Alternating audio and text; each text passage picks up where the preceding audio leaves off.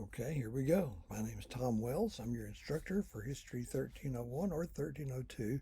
These videos are going to work for both, so I just have to do them once. And what we have here is the course introduction.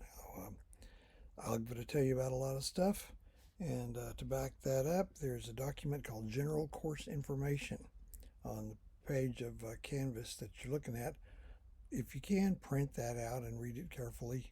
So you hear it from me, you see it from that. It goes into some stuff I'm not going to do here, and vice versa. Okay. As I say, my name is Tom Wells. My um, email is owells@wc.edu. I would give you my office number, but I'm probably not going to be there very much, and even if I were, I would not be allowed to meet with you there under the current circumstances. My office phone, I've had people leave me voicemails, and they're supposed to pop up on my email inbox, but I've not been able to play them back. But just in case you want to give it a try, my office number is 817-598-6327. All of this is in the general course information handout. Okay, how this is going to work. First of all, this is an old-fashioned information class. This is not physics. This is not anatomy and physiology. It's not trigonometry. It's history. And the challenge is not that complicated. The challenge is that there's a whole lot of it. It's pretty much comprehensive. And so people like me have to be selective as to what we put in, what we leave out, how we treat things. So it's an information class, and there'll be two sources of information. One will be your textbook, the main textbook, and the other will be me. The main textbook, hold on just a second. Supposed to have been ready for this. If you are, excuse me, should have been ready. If you're in 1301, your textbook looks like this. U.S. A Narrative History, Volume 1. If you're in 1302,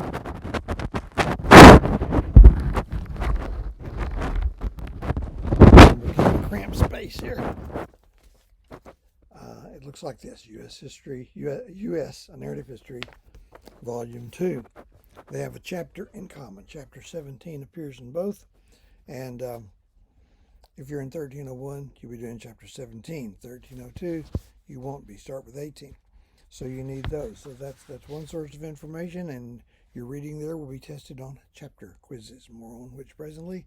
You'll be taking an 11-question chapter quiz over each one, and they are not easy. But you will be have access to study sheets, sets of study questions for each chapter to help you prepare for the chapter quiz. You look at it, looks like a chapter outline in question form.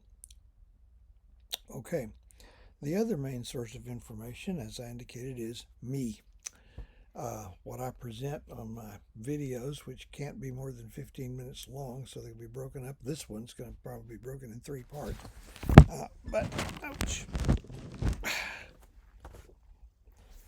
That will be backed up by this. Okay?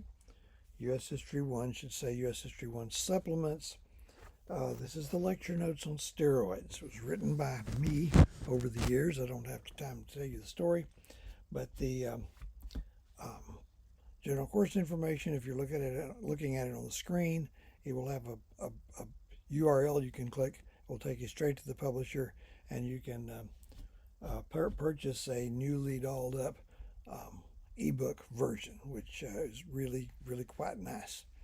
So they and I did a good job on it. If you're in History 1302, it's not quite so updated. Well, let me see. I'm going to do.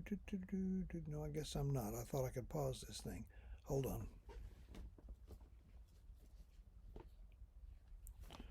Well, there's one for that too. It's got a picture of Theodore Roosevelt on the cover, and the bookstore should have it.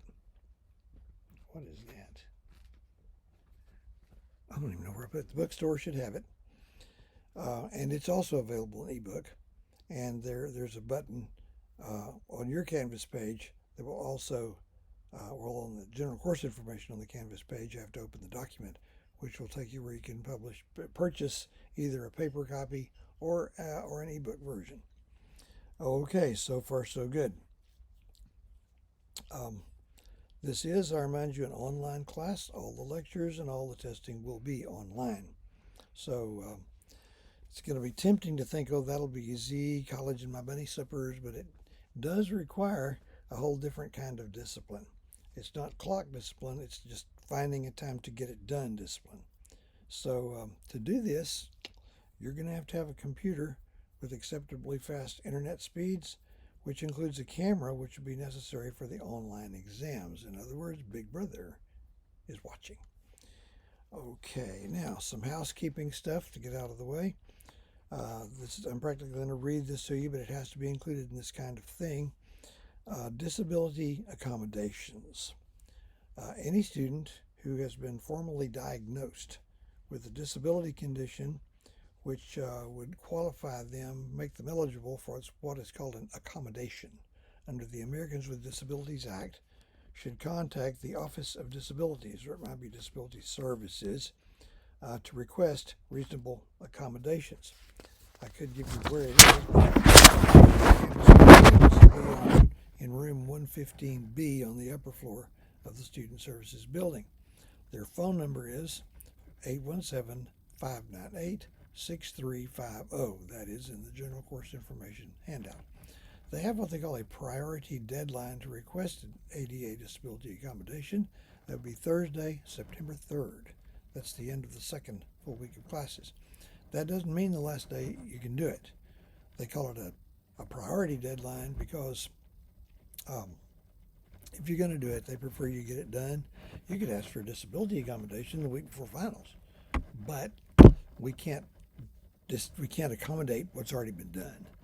So that's water under the bridge. So if you are eligible, then you can go ahead and claim the disability and ask for the accommodation if you need it.